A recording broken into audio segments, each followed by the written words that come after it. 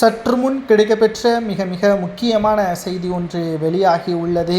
ஆளுநராக பதவியேற்கும் அண்ணாமலை பாஜக போட்ட புதிய திட்டம் அதிர்ச்சியில் முதல்வர் ஸ்டாலின். அதாவது கடந்த கிட்டத்தட்ட அண்ணாமலை அவர்கள் தமிழக பாஜக தலைவராக பொறுப்பேற்றதில் இருந்து தமிழகத்தில் பாஜக நோட்டாவிற்கு போட்டிதான் என்று திமுகவினர்கள் பரவலாக பிரச்சாரத்தின் பொழுது பேசி வந்தார்கள். அண்ணாமலை அவர்கள் பதவியேற்ற பிறகு சிறு கிராமங்கள் வரை சென்று பாஜகவின் உண்மையான நோக்கம் என்ன, எதற்காக செயல்படுகிறது, ஆளும் கட்சியான திமுகவை பற்றிய ஒட்டுமொத்த ஊழல்களையும் வெளிக்கொண்டு வந்து செந்தில் பாலாஜியை 15 மாதங்கள் சிறையில் அடைத்த பெருமை அண்ணாமலைக்குத்தான் உண்டு.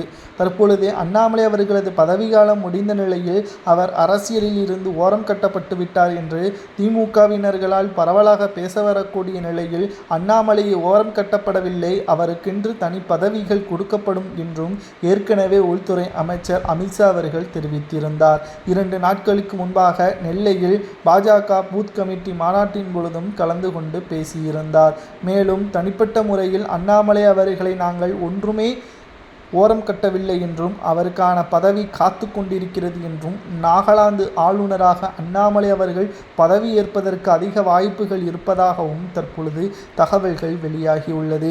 அண்ணாமலை அவர்கள் ஆளுநராக பதவியேற்றுவிட்டால் நிச்சயம் அது திமுகவிற்கு மிகப்பெரிய ஒரு அதிர்ச்சியை ஏற்படுத்தும். அது மட்டுமல்ல, ஆளுநராக தான் வேண்டாம் என்ற முடிவில் அண்ணாமலை அவர்கள் இருப்பதாகவும் தகவல்கள் கிடைக்கப்பெற்றுள்ளது. அதாவது தமிழகத்தில் பாஜகவின் நோக்கங்கள் பதிவு செய்தது நான் தான், அதில் எந்த ஒரு மாற்று கருத்தும் கிடையாது. 2026 சட்டசபை தேர்தல் முடிந்த பிறகு தமிழகத்தில் பல பாஜக எம்எல்ஏக்களை உருவாக்கி விடுவேன் என்ற நம்பிக்கை எனக்கு இருக்கிறது.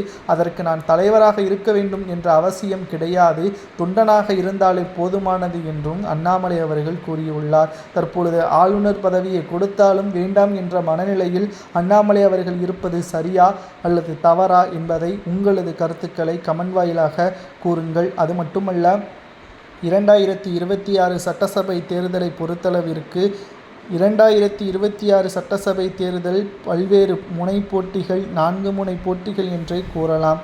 அதில் அதிமுகவுடன் கூட்டணியில் இருக்கின்ற பாஜக ஒரு பக்கம் திமுகவையும் மறுபக்கம் தமிழக வெற்றி கழகத்தையும் எதிர்த்து போட்டியிட வேண்டும். அண்ணாமலை அவர்கள் ஆளுநராக பதவியேற்றால் பிரச்சாரத்தை தமிழக மக்கள் பாஜக பிரச்சாரத்தில் அண்ணாமலை இல்லாதது சற்று தோய்வை ஏற்படுத்தும். இதற்காகத்தான் அண்ணாமலை அவர்கள் இந்த முடிவை எடுத்திருப்பதாகவும், ஆனால் அண்ணாமலைக்கான பதவி எப்பொழுதுமே காத்து கொண்டு இருப்பதாக உள்துறை அமைச்சர் கூறுவதை பற்றி உங்களது கருத்துக்களை கமெண்ட் வாயிலாக கூறுங்கள்.